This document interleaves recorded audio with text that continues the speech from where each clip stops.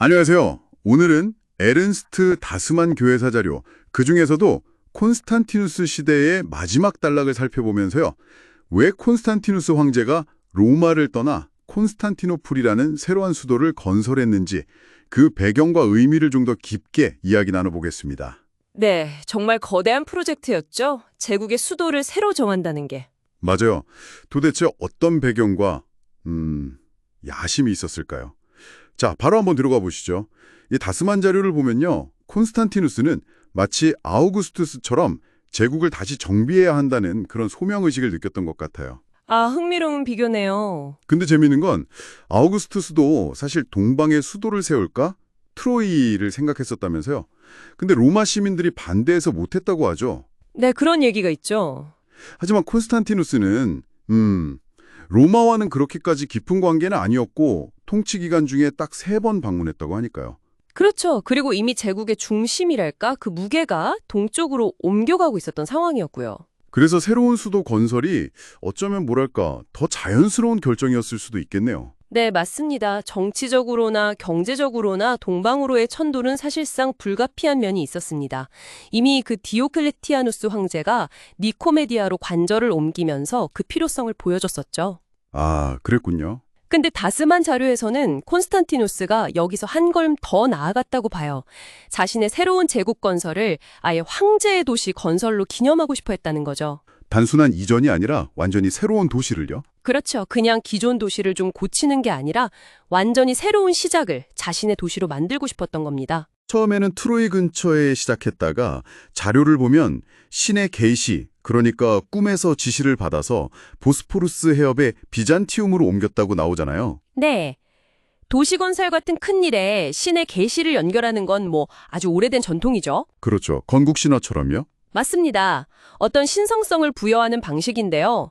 근데 비잔티움은 현실적으로 봐도 정말 탁월한 선택이었어요. 위치가 그만큼 좋았다는 거죠. 그럼요.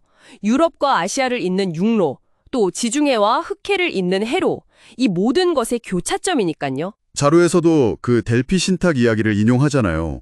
비잔티움 건너편 칼케돈 사람들을 장님들의 땅이라고 불렀다는 거예요. 아, 이 좋은 자리를 못 알아봤다고요? 네, 바로 그거죠. 그만큼 여기가 명당이었다는 걸 보여주는 일화입니다. 그래서 콘스탄티누스는 헬레니즘 관습대로 도시에 자기 이름을 붙여서 콘스탄티노플이라고 하고 하느님의 명에 따른 영원한 도시다 이렇게 선포하면서 330년에 봉헌식을 열었다는 거군요. 정말 대단한 포부였네요. 네, 야심찬 시작이었죠. 기독교 저술가들은 이 도시를 우상 숭배가 없는 도시다라고 막 칭송했다고 해요. 실제로 자료를 보면 새로운 이교 신전 건축이나 제사 이식 같은 건 금지되었고 옛날 비잔티움 시절 신전 몇 개만 남았다고 하더라고요. 네, 공식적으로는 그랬습니다. 하지만 이교의 흔적이 완전히 사라진 건 아니었어요. 예를 들어 도시의 번영을 상징하는 행운의 여신, 티케, 성소 같은 경우는요. 로마의 포르투나 여신처럼 계속 유지가 되었거든요. 아, 티케 성소는 남았군요. 네. 그리고 이게 제국의 모든 도로의 기점을 표시하는 황금 이정표, 밀리아리움 아우레움이랑 연결되었을 가능성도 있다고 자료는 보고 있어요. 모든 길은 로마가 아니라 이제 콘스탄티노플로 통한다라는 어떤 상징성을 부여하려 했을 수도 있죠. 와, 그건 정말 의미심장한데요? 그리고 더 흥미로운 건 콘스탄티누스가 제국 여기저기서 가져온 조각상들을 약간 기독교적으로 바꾸려고 했다는 점이에요.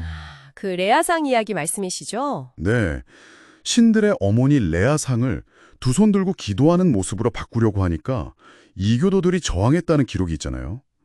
이건 그들이 의도적인 기독교화를 분명히 인지하고 있었다는 뜻이겠죠? 그렇죠. 그 변화의 의도를 읽었던 거죠. 그리고 에우세비우스 기록을 보면 시장 분수대에 사자들 가운데 있는 다니엘상 그리고 선한 목자상이 있었다고 나오는데 이게 당시 조형 예술이 아직 발달하지 않았던 기독교 미술에 대해서 좀 엿볼 수 있는 중요한 정보예요. 아, 그런 조각들이 벌 수 있었군요. 네. 물론 자료에서도 지적하듯이 이게 기존 이교도 조각상을 그냥 기독교적으로 재해석했거나 아니면 좀 오해했을 가능성도 배제할 수는 없습니다. 황궁에도 기독교적인 조상이나 제명 같은 걸로 장식을 했고요. 도시의 기독교적인 핵심 건축물이라면 예배소나 순교자 경당 같은 것도 있었지만 특히 큰 교회가 2개 있었죠. 하기야 이레네, 성스러운 평화라는 뜻이고요. 그리고 사도 대성당. 네, 그 두 교회가 중요했습니다. 특히 그 사도 대성당에는 12사도의 기념비와 함께 콘스탄티누스 자기 자신이 사도와 동등한 자, 그러니까 이사포스톨로스라고 불리면서 13번째 사도로 거기에 묻히길 원했다고 자료는 전하고 있어요. 이건 정말 대단한 자기인식 아닌가요? 그렇죠. 스스로를 거의 사도 반열에 올린 셈이니까요. 그런데 이렇게 도시를 만들고 기독교 색채를 입혔어도 정작 도시를 채우는 건 좀 어려웠다고 하죠.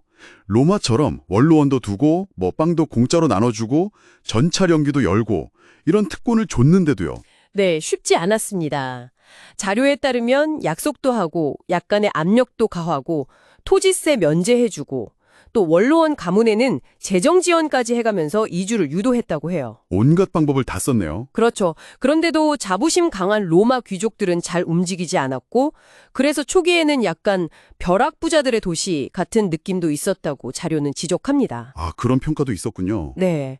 하지만 이런 초기의 어려움에도 불구하고 콘스탄티노플 건설은 결코 실패한 계획은 아니었습니다. 다스만의 자료에서도 그 점을 분명히 하는데요.